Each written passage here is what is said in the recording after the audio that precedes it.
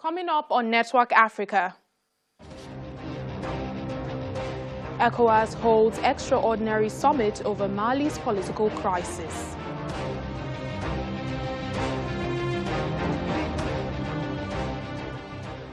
Supporters welcome Tanzania's prominent opposition politician Tundu Lissu back home.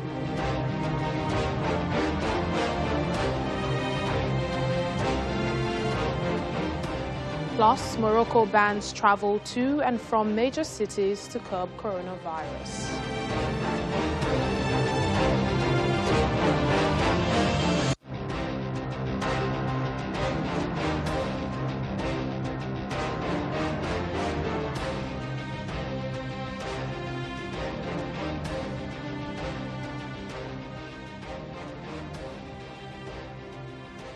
Hello and welcome to the program. I'm Layo Adegoke. From Somalia, where the parliament has ousted Prime Minister Hassan Ali Kaire in a vote of no confidence, to the Central African Republic, where former President Franco Bozize has announced his candidacy for the December presidential vote. We begin the program with news and happenings that made headlines over the weekend. Somalia's Prime Minister Hassan Ali Kaire was ousted on Saturday as a simmering power struggle between him and the country's president culminated in a no-confidence vote. Lawmakers voted 170 to 8 to remove Kaire from office. Kaire and President Mohamed Abdullahi Mohamed have been tussling over whether to delay a national election due in February next year, with the Prime Minister insisting it go ahead and the President favouring postponement. The President's allies have also accused Kaire of failing to stabilize the security situation in the country. Also on Saturday, the Central African Republic's former president, Francois Bozize, who was ousted by rebels in 2013, announced his bid to stand again in December's election. The 73-year-old first took power in the Central African Republic following a coup in 2003, winning two subsequent elections that were widely seen as fraudulent. And on Sunday, the family of former Tanzanian President Benjamin Mkapa announced that he contracted malaria and died of a heart attack, and not coronavirus as was being rumored. Mkapa, who ruled the East African country for 2 years from 1995 to 2005, died on Friday, aged 81, in Dar es Salaam Hospital. But the government did not reveal the cause of the death at the time. To some of our main stories now, West African leaders have held an extraordinary summit to propose measures to help resolve an escalating political crisis in Mali. The virtual meeting of the 15-member ECOWAS regional bloc comes days after unprecedented mediation efforts by the presidents of Ghana, Côte d'Ivoire, Niger, Nigeria and Senegal in Mali's capital, Bamako, all failed to end the impasse. For weeks, Mali's President Ibrahim Boubacar Keïta has been locked in a tense standoff with an opposition protest coalition known as June 5th Movement that has been demanding his resignation. The ECOWAS leaders also resolved at the summit that the demands by the opposition for the Malian president to resign is unconstitutional and will not be accepted. They also gave an ultimatum of 10 days for the implementation of the recommendations put forward at the summit.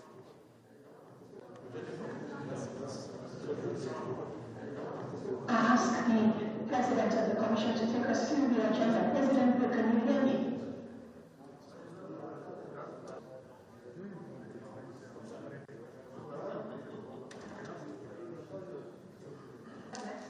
And thereafter, a presentation on the...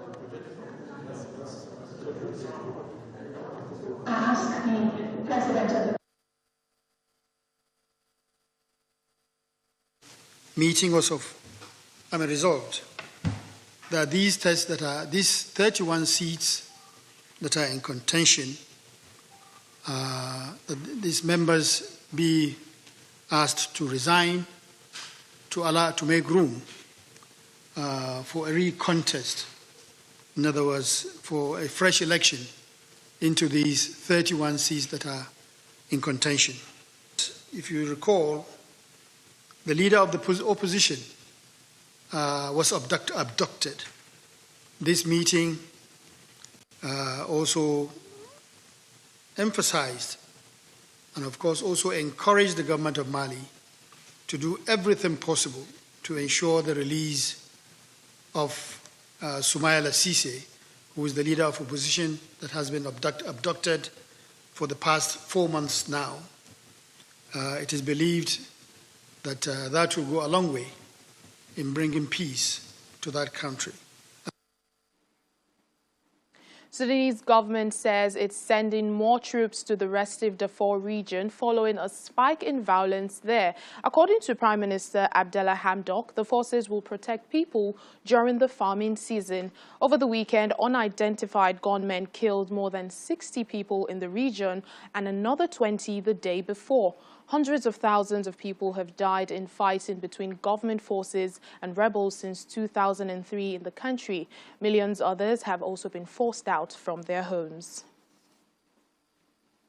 Well, in East Africa, hundreds of supporters of Tanzania's prominent opposition politician Tundu Lissu have turned up at the main airport in Dar es Salaam to welcome him home. He is returning 3 years after he left the country to seek medical treatment following an attempt on his life that left him with serious injuries. Lissu had been living in Belgium, undergoing more than 20 medical operations. While out of the country, Mr. Lissu, who's an ardent critic of President John Magufuli, was stripped of his parliamentary seat. He says he now plans to challenge Mr. Magufuli in the presidential election come October.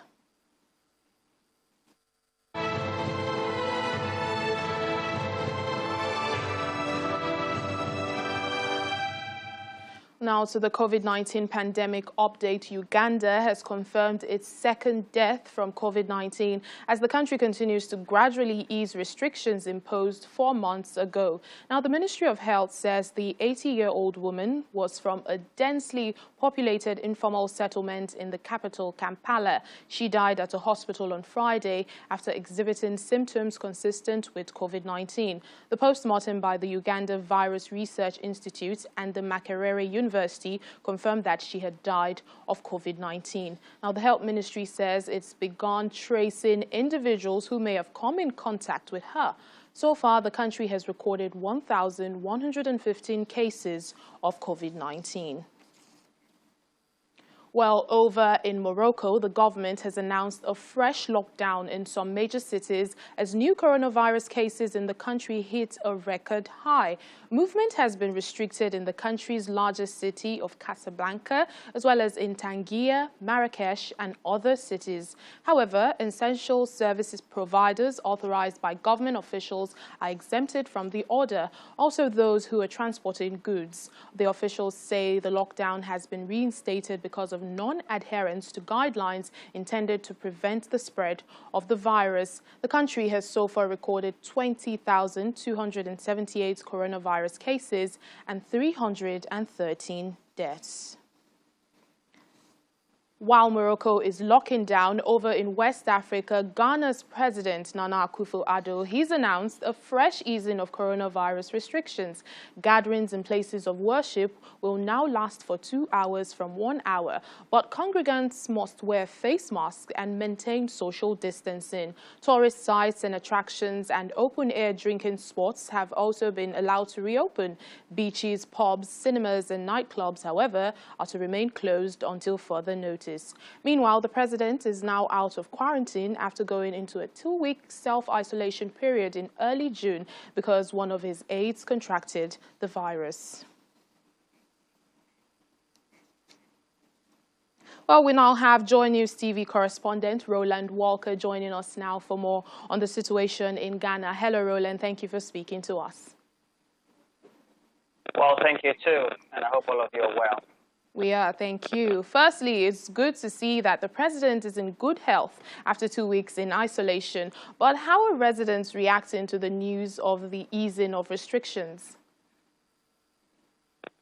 Well, I have to say that ordinary Ghanaians have always clamored for the restrictions to be eased. And we all do know that this also follows the easing from 50 and subsequently to 100 for at least those who would want to either enter the mosque or go to church to go and worship. And this, all these needed to be undertaken within the various COVID-19 protocols that needed to be observed. So this has widely been received. It's not a mixed reaction at all. It's almost like a wholesome appreciation of what the president has undertaken by way of the directive. So I should also note that before the easing of the restrictions that was announced on Sunday evening, various transport operators, we had what we call in local parlance structure. They also had been imposing some level of social distancing within the commercial transport that was being operated. So usually they will be seated, and I'm sure it's the same thing that you find in Nigeria, seated on a row 4, but this was reduced depending on the type of bus or the vehicle it was to about 3 or 2. And then also there was an increment in the transport charges. So this has now been reverted to 4 sitting capacity per row. All right. But there is a disagreement currently with the operators about whether to increase or not to reduce the same. All right, then, Roland Walker, thank you so much for speaking to us. Well, elsewhere in West Africa, Senegal is strengthening its coronavirus testing capacity to enable travelers to get tested before leaving the country and testing those who are arriving in the West African states. This is part of its efforts in curbing the spread of coronavirus in the country. Senegal, known for its vibrant, colorful and elegant life, depends on tourism for around 4% of its GDP. This is in part to the reason for lifting its ban on international flights, but will apply the principle of reciprocity to travelers from countries that do not allow citizens from Senegal. But before you travel out or come into the country, you will have to get tested for COVID-19. The Health Ministry has accredited 4 testing centers in the capital, Dakar, up from only 1 as at the onset of the outbreak, to test travelers, and has plans to expand testing in other major towns.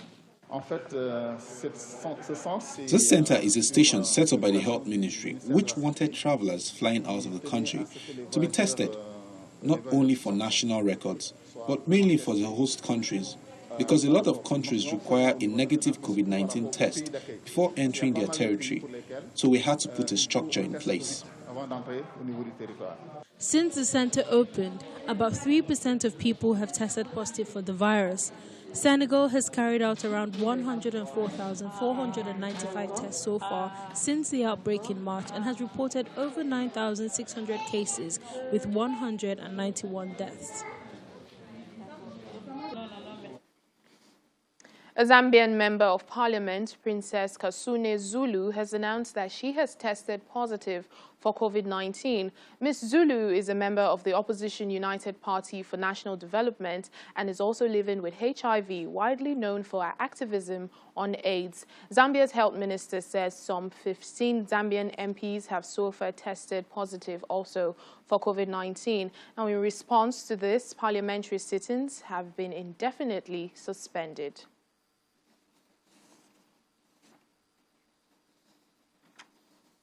You're watching Network Africa on Channels Television. Still ahead on the program. South Africa's President Cyril Ramaphosa warns of a long and difficult recovery from decline in economic activity caused by the coronavirus pandemic. Details in a moment. Please stay with us.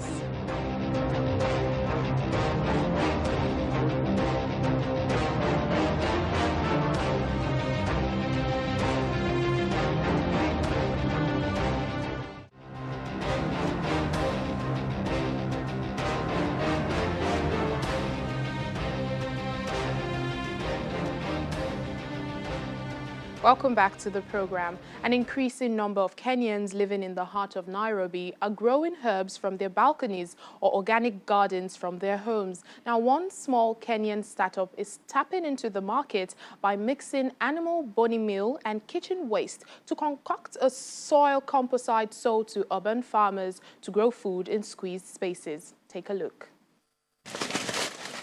At a backyard farm in Kenya's capital, Nairobi, Sprout Organic, a locally owned company, mixes animal bone meal Seeds, foliage, dry leaves, twigs, and kitchen waste like banana peels to concoct a composite that is sold to urban farmers to grow food in squeezed spaces. Ted Gachanga, an agronomist who co-owns Sprout, runs the business from his Nairobi residence and says his products resemble black cotton soil.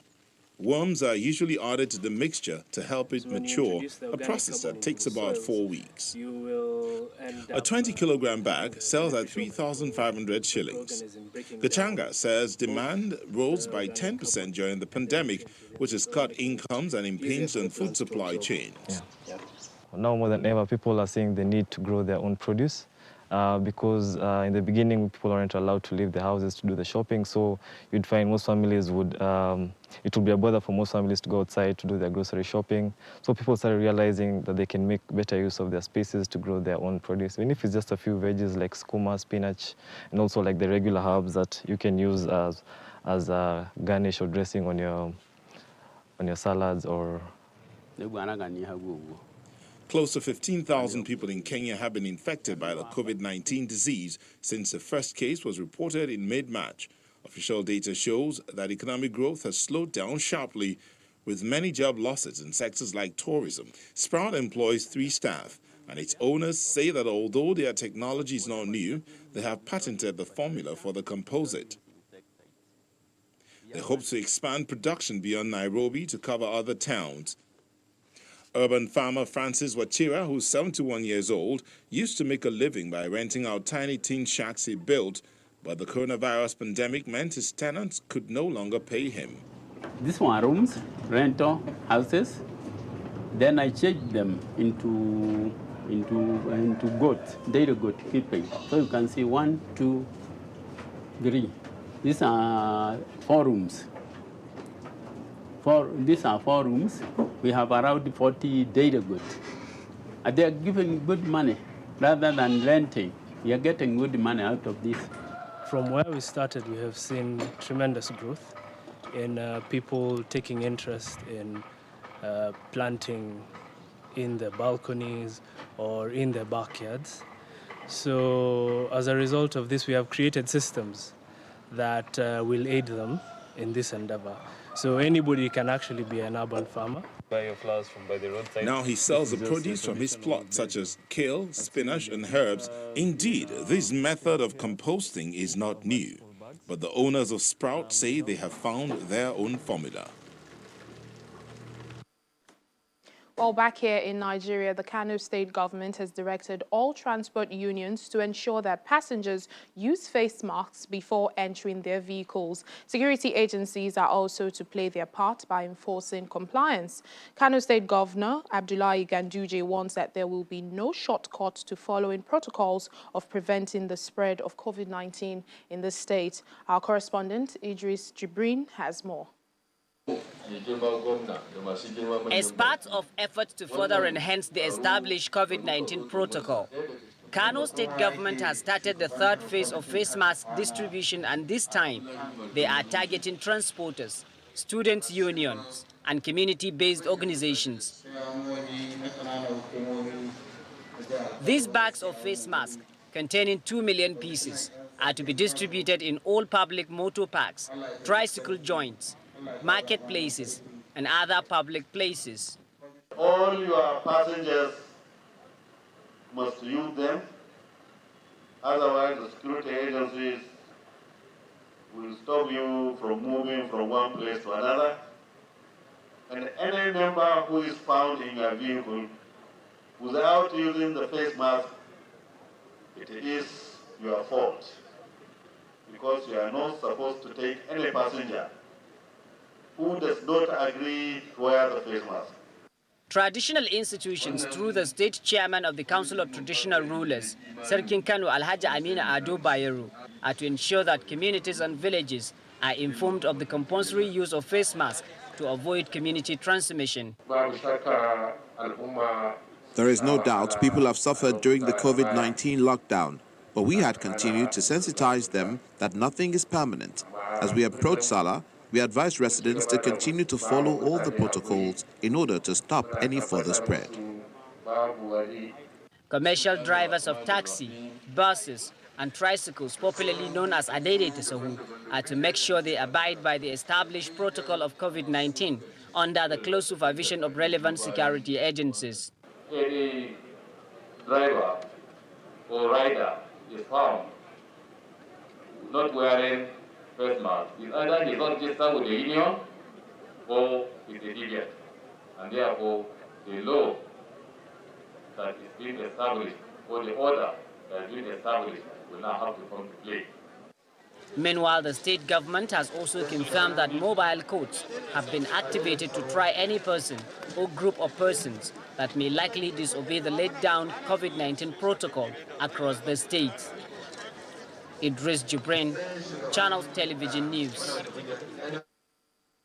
South Africa's President Cyril Ramaphosa has warned of a long and difficult recovery from the decline in economic activity that's caused by the coronavirus pandemic. He says the country's unemployment rate of 30% will soon increase, adding that the government is finalizing an economic recovery program whose main aim is protection and creation of jobs. South Africa has to date confirmed 445,433 coronavirus cases.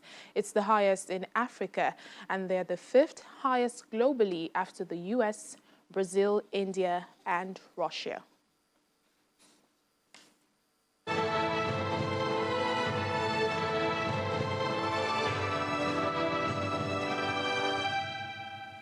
Well, police in South Africa are investigating the killing of two alleged armed robbers at a church in Centurion municipality in Gauteng province. The reports say 3 armed men stormed Karentia Ministry Church in Wedera Park on Sunday and started robbing the worshippers. A congregant identified as Peter van der Woestijn, who is a licensed gun carrier, managed to kill 2 of them while another escaped. Reports say only the church's pastor sustained minor injuries and was treated on site.